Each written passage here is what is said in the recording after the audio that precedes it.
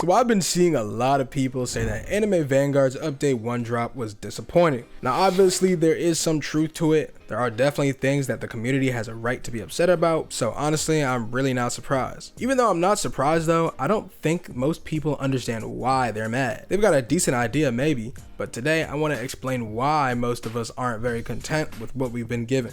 And also go over Pisef's message if you haven't seen that yet. This will be a chill video, so sit back, kick your feet up and enjoy. I'm going to make a full video about this that'll be really in-depth and well edited as well, so stick around for that if you're interested. But I think at the end of the day, most people are upset with how much playable content was added. In total, they added 9 new story stages and legend stages, which of course take like 3 hours to get through. The new event is also really just a long grind for materials that most of us already had. I myself am pretty disappointed by it because it was already going to be annoying to clear out to begin with, and a couple hours after the update drop they nerfed how often Sukuna spawns, so it's gonna take even longer. Like I got 3 fingers from a 50 wave infinite. I'm not gonna do that again if y'all lowered it. But besides tournaments, that's pretty much everything we were given that we can actively play. As expected, people weren't very happy when they cleared the stages the same night they stayed up for, and they want something else to do. Now for once, I will say it's understandable to be mad. If it's been a month, people are definitely going to want more than 9 stages to do, especially when there's no secret or exclusive to grind out because Toji is extremely easy to obtain. So if it took this long to drop, what happened? Personally, I think the meat of this update is the quality of life and the tournaments.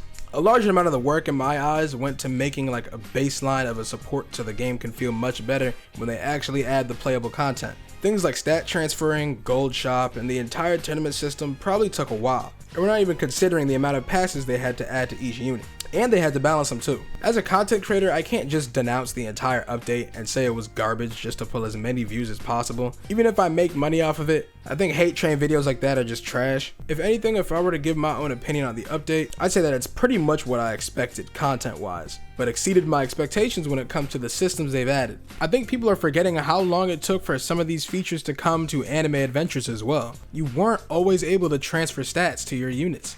That came way later in the game, and being able to 100% guarantee a stat transfer too is also pretty nice, even if it does make the game a little too easy. Getting a gold shop is exactly what we needed recently, because the grind for essence stones is honestly a little boring. I can confidently say that in the long run this will all start to add up, but as of right now of course I'm going to be a little upset that there's not much more to do, especially after 2 delays. So while we're at it, I'd also like to talk about the message that Pisef sent within sub announcements.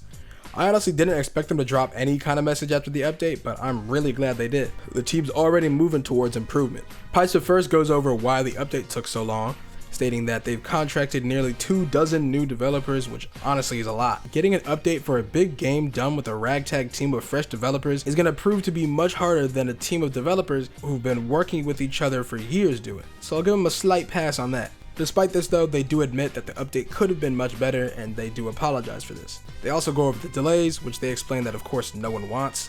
Things come and happen and there's only so much that you can plan for. Their testing server was literally shut down and they could not fix any remaining bugs. But after that happened, they gave another release date, which honestly should have never been done, because then they didn't meet that time either and all hell just broke loose. Even the content creator chat was locked, which like never happens. The best parts come at the end, when they say that they're committed to being more transparent about updates. I wouldn't doubt that a lot of you aren't going to believe that, but I've honestly seen a difference already. There have been multiple staff and devs that have commented on my videos and joined streams from myself and others to clarify something, and that really goes a long way. At the end of the message, they let us know that from now on, they'll only be providing release dates for updates when it is fully complete and tested, rather than giving estimates, which as much as it sucks is understandable, and is probably better for the community. So yeah, sure, this first update wasn't all that we thought it up to be, both on the dev and player side, but I'm sure the updates will only get better and more consistent as the game grows. Thanks for watching. I hope y'all got a good takeaway from this. Sub up, comment your thoughts, PayPal me all the money in your bank account, and I'll see y'all later.